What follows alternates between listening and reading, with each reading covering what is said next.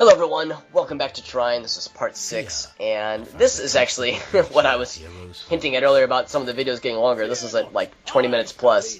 That's just a trend that seems to occur with some of the later levels especially, but this is the first of a couple that are a little bit lengthier than most.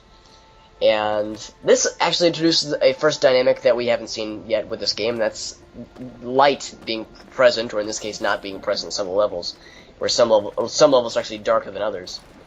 Apparently your body is luminescent.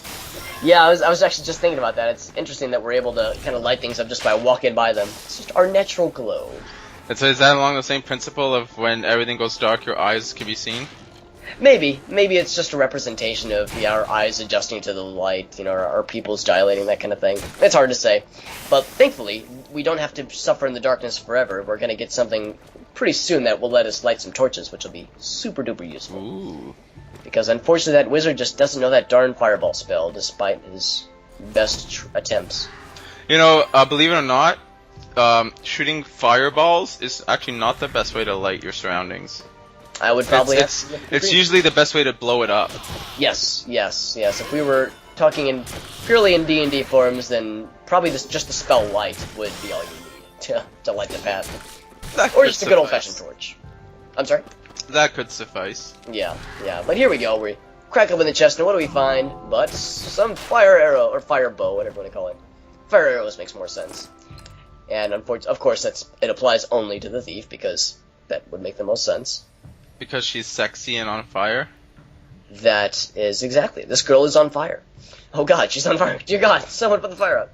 But anyway. I'll put it out with my dick. I knew where that was going. The moment that joke started. But in any case, we now have fire arrows, which will help light the path. We will see none I guess none in this room, but I think in the next room we'll see some torches that are unlit, and we have to light them up our own damn selves.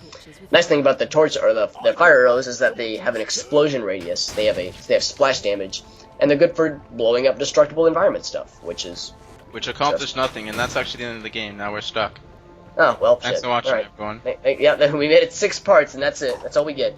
6 out of, I think 17 parts or something like that? That sounds right. Oh boy. Yeah. Yeah, this game is not... It's not lengthy by any means. It's a short game. But, yeah, number of levels-wise, it's a good couple hours of entertainment. So, for an indie game, it's quite modest, I would say. But good enough. A good enough amount of content to keep us satisfied. And okay, I was actually just thinking shit, I can't remember how to get to those experience things, but sure enough, we just lift that thing right up and away we go.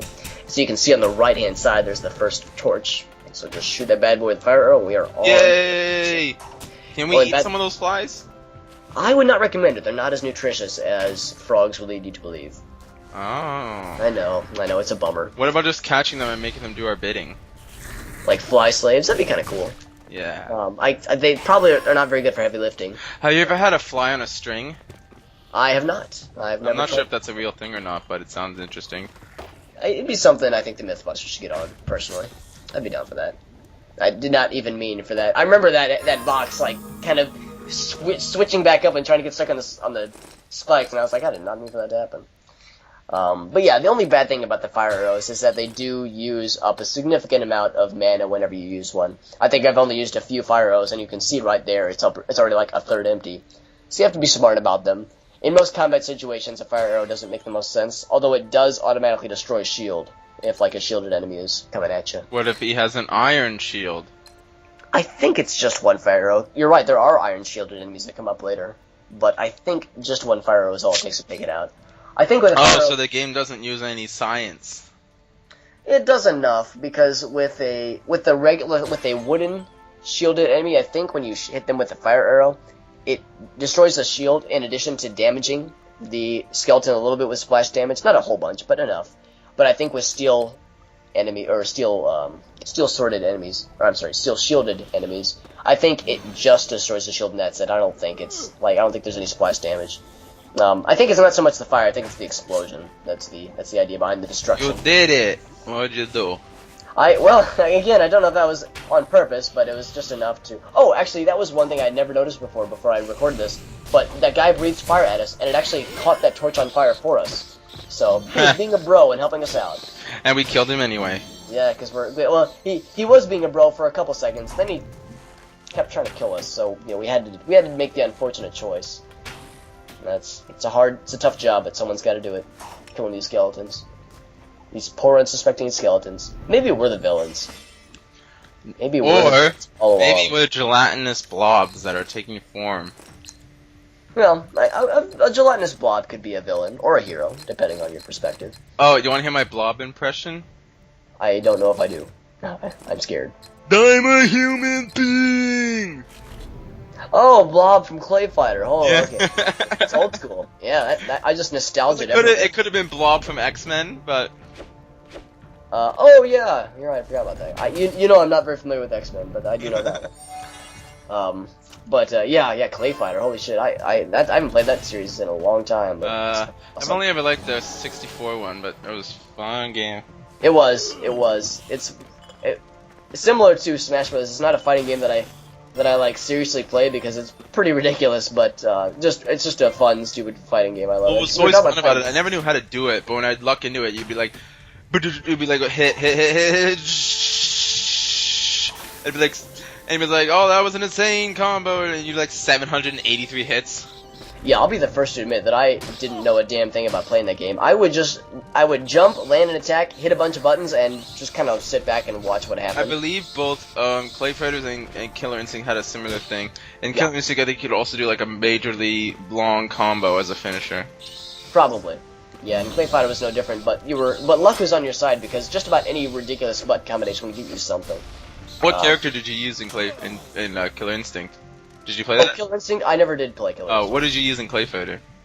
Clay Fighter, I was, Blob was awesome, Ichabod Clay was also pretty cool. Yeah, I stuck Jack Rabbit. Mainly. That or like Earthworm Jim. Earthworm Jim, he was a badass. Third. Yeah. It took me years till I finally played the director's cut, which is the one that contains Lockjaw, which is every damn time you beat 63 and a third, dedicated to this character who couldn't make it into the game. Yeah, I never did read up on the story behind that, but yeah, some sort of restriction against putting him in the game. Maybe just memory, the memory allocation would make sense. Maybe there was just not enough time to. I never understood why Burger Man was in the game. Personally, I didn't even. You're right. Yeah. Well, it's Interplay. It's the same developer. Yeah, but I just like. I didn't know about the character, but when what I seen, I like Silly, but that was just I don't even know what the hell was going on. It is, and if you've ever played the Boogerman game, it's pretty ridiculous. The only thing I liked about Boogerman's character in 63 and a third is whenever you shot the snot, he'd go taste it, taste it. Yep. You can almost taste it if you did it 3 times in a row. Yeah, he was funny. He was an interesting character and not one. I don't think we're ever gonna see a gritty, new HD Boogerman remake. I don't think that Kickstarter's ever gonna happen. Could you imagine Boogerman in HD? Dude, I don't want to imagine. You'd have nightmares. That sounds pretty gross, but I mean, it's fun to dream, but I just don't think it's in the cards, folks. But yeah, have you ever seen any gameplay of the new Killer Instinct? I actually have not. I did hear that it was announced. Well, yeah, we talked about that a couple videos back. Yeah. Actually, we talked about that in that thing that was lost. Oh, did we? I can't remember. I think so. Oh, okay. I do know we've talked about it in a video though, and yeah, I've actually not seen the footage. And oh, just a really quick note, that's a really shitty spawn point that the game keeps forcing me to go back in. I'll take out a couple skeletons, die with the knight, and it just auto spawns me back in the middle of all the fucking skeletons. What the shit? Hey, come on. If you can't take the heat, get out of the bathroom. Yeah, that is exactly how that's clearly you shouldn't be in a bathroom that's overheating. Clearly, because that means a whole slew of things are wrong with this situation. But yeah, that little section took way longer than it should. My mic came off because of my stupid chair again. Okay, here's a question for you. Okay. You have to answer truthfully. Okay. If you were on the toilet, and all of a sudden you heard rumbling and gurgling, I would tap furiously. No, I didn't finish yet. I didn't say what do you do when you're on the toilet. Okay. If you were on the toilet and you heard rumbling beneath you and then gurgling and sounds, would you A, get up and run out of the room, B, get up and look at a distance at the toilet and see what's going on, or B, get up and look directly into the bowl of the toilet, in which the toilet then explodes and water and crap and stuff shoots all over your face. Well, how would I know it's gonna explode? You don't know what's gonna happen, but what would be your reaction? To inspect the bowl, to view the bowl from a distance, or to just leave the room because you're expecting something weird to happen?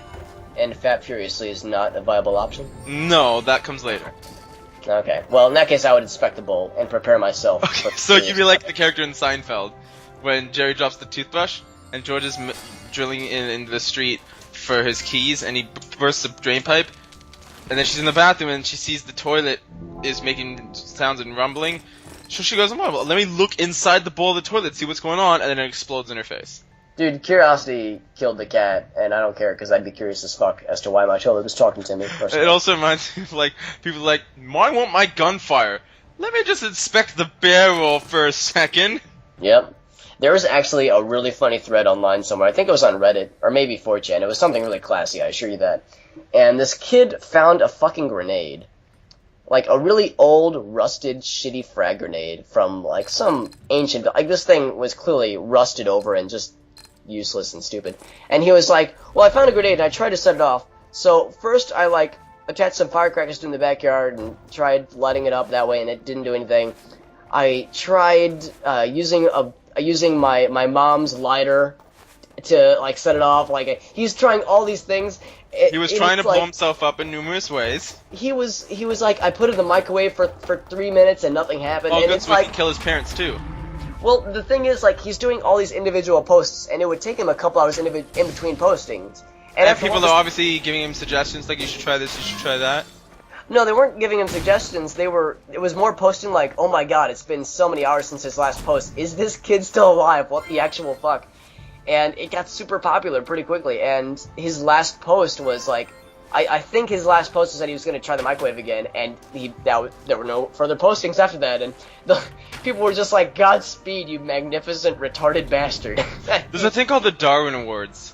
Now, usually children can't win, but such a case like that would be a contender for a child Darwin Award or a teenager Darwin Award. Yes. The thing is, this guy not dying would almost be a travesty, because he is not fit for the human race. I mean, you know, I never would wish ill upon anyone. I would never wish injury upon anyone. But it does make me wonder, oh, actually, looks like I was wrong. I guess the fire arrow is not an auto kill for the shield. Well, it's because it's not a wooden shield. It was wooden. You're crazy. It might have been like a reinforced wood. Yeah, but yeah. Like, also, my dad has a story that he told, like, he and his friends had found, I think it was a grenade or something, and they were going to set it off. And they were going to do it and try and watch from, like, a distance that they thought was safe, but would have just destroyed them. Yep, and that'll do it. It didn't get set off, and then it was like a counselor found it or something, and then, but basically, if that grenade had gone off, my dad and I would not be here today. Oh god, yeah. Yeah, some of that shit is seriously messed up, and this things with a kid. I mean, it's funny, and you know, like I said, I would never hope. I don't want him. This is actually in the Darwin Awards book. I own them. Okay. There's a guy playing Russian roulette. Oh no. But not with a gun. I'm scared. With an unexploded landmine. That'll do it. So they're taking turns banging the landmine on the table while drinking some beers. Naturally. Right? Naturally. And then someone gets wind of this, it alerts the police, and everyone bum rushes the fuck out of there. That's a good idea. You know it, luckily everyone gets out, and then 2 or 3 minutes later, nice. End of idiots. That's a good thing. Wait. Like, so everyone gets out of it? Only the 3 morons died. Oh, I see what you mean. When you said everyone bum rushed out, I thought you meant everyone, like, no. idiots. Obviously, didn't go with them.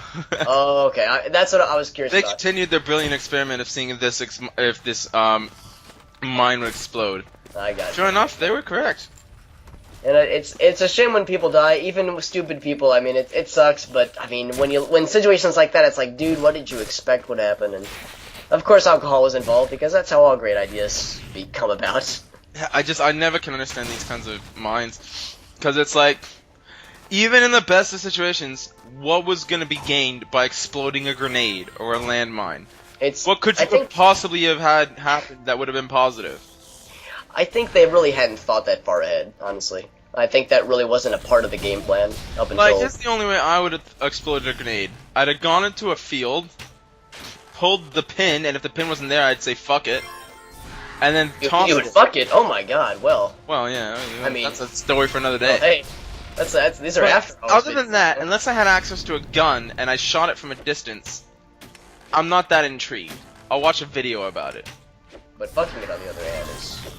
Look, you've never fucked a grenade, you just haven't lived. Oh man, that explosion, yeah. Each. But, hey, yes, so. let's just say the grenade ain't the thing that's exploding. Yes, hi-oh. Yeah, so stupid people on the internet. It's always been said that every great YouTube video begins with an off-camera. Well, the other thing is, like, the thing that's not even what gets my goat with the internet and stupidity, and death, if you will. But it's people who watch videos on YouTube that are of real people dying, and just because they don't know it's real, or maybe even in spite of the fact that they know it's real, they make the most bastard jerk-ass comments. There was a video, maybe you've seen it, it's this video of this guy crossing the street. He gets hit by a car, his body goes all wayward, and while in the air, from the opposite direction, gets hit by a second car while still in the air. Have you seen this video? Yeah, and I'm actually well, I don't know if it's the same one. I know of one that's fake. Yeah, but from what at one point I learned, I believe that was a real captured footage. Okay. And I was looking on comments on YouTube, and people were like, "Ha, lol, what an idiot." And I'm like, dude, you just watched someone die. Yep. Are you that much of a bitch? Like, why don't you go die instead? Because, like, those kinds of comments, and I assure you, there's probably videos that have leaked onto YouTube that are real that most people think they're fake. Yeah. And the comments don't change, though. Right. That's just how it is. Same. That's the internet for you. Yeah, and YouTube is known to not be a bastion for intellectual dialogue all the time. It has its fair share of trolls and just genuinely unhappy people that. Well, also, like, I've played Counter-Strike, and this guy told me about this person who made a death threat or something on Facebook, and they got arrested. Right. And I'm like, in the best of scenarios, what did making that death threat would accomplish you if nothing had happened? It would have made you look cool. Like, sure, it's maybe excessive to arrest someone for making a post on the internet, but who told them to make that post? Nobody forced them. Right. If you want to talk like an idiot or talk like a jackass, that's your own risk. It is. And of course, a lot of that stuff, that's one big thing that comes up in the States a lot about people making threats like that, and whether or not free speech is part of all that. It's a touchy subject for some, and the internet is unfortunately a hotbed for vitriolic statements like that. But that's just how it is. Oh shit! You just said vitriolic or whatever the word was. I don't even know if that's vitriol is the word I'm going for, but I don't know if that's the right adjective. I think you confused even yourself there. Well, I strung together what sounded like it should be a word. If it isn't a word, then I'll take it. I've said worse. And what I'm trying to do here in the game is there's Phil. Yeah, there's an experience bottle thing just underneath the bridge, and I'm trying the most graceful way of getting it, but instead I you didn't that. Just. Yeah, I was trying to be graceful, and I remember when I was recording this, I was thinking to myself, I'm gonna try and shoehorn myself underneath it and make it look all badass and cool, and I just couldn't fucking pull it off. So finally I get the wizard and I'm like, fuck it, and just bridged myself across like I have. The archer. Now speaking about somebody not thinking ahead, shit, how the fuck do I get back? Kill yourself and then go back into the night.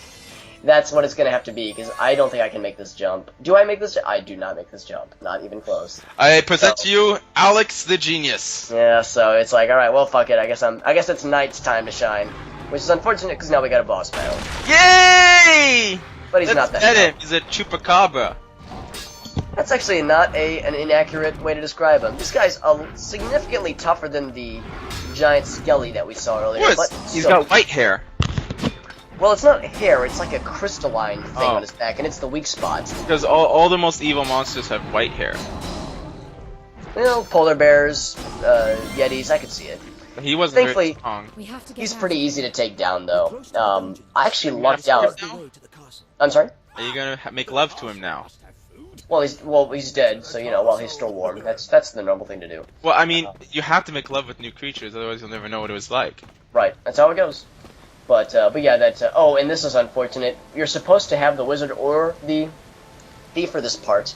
Oh my god, you're gonna have to not get an experience bottle! I know, oh, no! And as I'm going back, I'm like, shit, the next checkpoint isn't until after that bridge that we crossed. And we need the wizard to open you it can't even up. progress, period. Yep. So, oh, no, we can progress. I mean, there's a switch that pulls the drawbridge down. Oh. We're still in good shape. But it was like, damn, I know how to get this. But you have only the knight and you need someone else. You just done? Yeah, pretty much. Well, we would have to come back and get this, You'd have to we start over? No, just go back to the level select. You can do, like, individual levels manually. But you do have to go to a checkpoint, wouldn't you? Oh, dungeons. I see. The knight had thought back to his childhood days, and the excitement the dark corridors had provided. Back when the spines were small and the bones were piled neatly in corners. But no, to answer your question, yeah, you would do the level select here, and then you would basically just power through the level, and then just wait to that last spot, at the end. So yeah, you can't skip checkpoints, unfortunately, but you can skip individual levels with the level select. Can you skip frantically along? Like frolic, you mean? Like frolicking through the... Hey! We don't use the F word here. No. We can say saunter. Right. We can we could say skip. We could even say merrily stride. We don't say the F word. Well, sauntering is more slow. That's more casual. Frolicking is more... I gotta end this video now. Yep. But, yeah, I don't think there's anything else. Like I said, with that creature thing we saw, we're going to see more of those in the future. I actually really lucked out with that battle. He didn't hit me once. He one-shots me in a later video, so those things are actually quite tough, but I guess I just lucked out. That's really all I had to say. That was my only pending comment. I was saving that for an opening to say it. Otherwise, thank you guys for watching. We'll see you with part 7.